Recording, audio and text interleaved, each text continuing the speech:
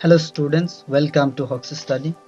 আজি মই মোৰ এই ভিডিও পাৰ্ট 8 ত তোমালোকৰ ইংলিছৰ অৰ্থাৎ ক্লাছ 5 ৰ ইংলিছৰ 4 নম্বৰ লেসনত থকা কবিতাটো অৰ্থাৎ টিউলিপছ নামৰ কবিতাটো মই আলোচনা কৰিম অৰ্থাৎ ৰেচাইট কৰি দিম তোমালোকে অতি মনোযোগ সহকাৰে তোমালোকৰ কবিতাটো ৰেচাইটেশনটো শুনি যাবা আৰু তোমালোকৰ কবিতাটো মোৰ ভিডিওত দেখুৱা হ'ব তোমালোকে মনোযোগ সহকাৰে চাই যাবা এতিয়া আহাচোন আমি আমাৰ কবিতালৈ আগবাঢ়ো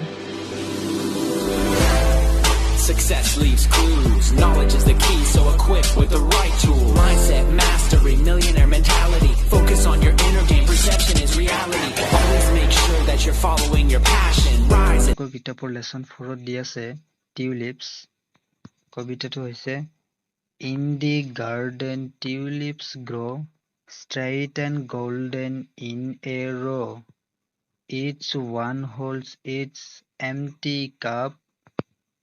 Drinking rain and sunshine up. So এইটো আছিল তোমালোকৰ কবিতা নেক্সট মোৰ ভিডিওৰ পাৰ্ট 9 ত তোমালোকৰ লেসন 5 নম্বৰ চেপ্টাৰটো লৈ আহিম তো এইখিনি সময়তে ঘৰতে থাকা আৰু পঢ়া মোৰ ভিডিওটো ভাল লাগিলে লাইক কৰিবা কমেন্ট কৰিবা আৰু তোমাৰ সহপাঠীৰ সৈতে মোৰ ভিডিওটো শেয়াৰ কৰি তোমাৰ সহপাঠীক মোৰ ভিডিওটো চোৱাৰ সুযোগ কৰি দিবা অৱশেষত যদি এনেকুৱা ভিডিও আৰু পাব বিচাৰা তেনেহলে মোৰ চেনেলটো সাবস্ক্ৰাইব কৰি ৰাখিবা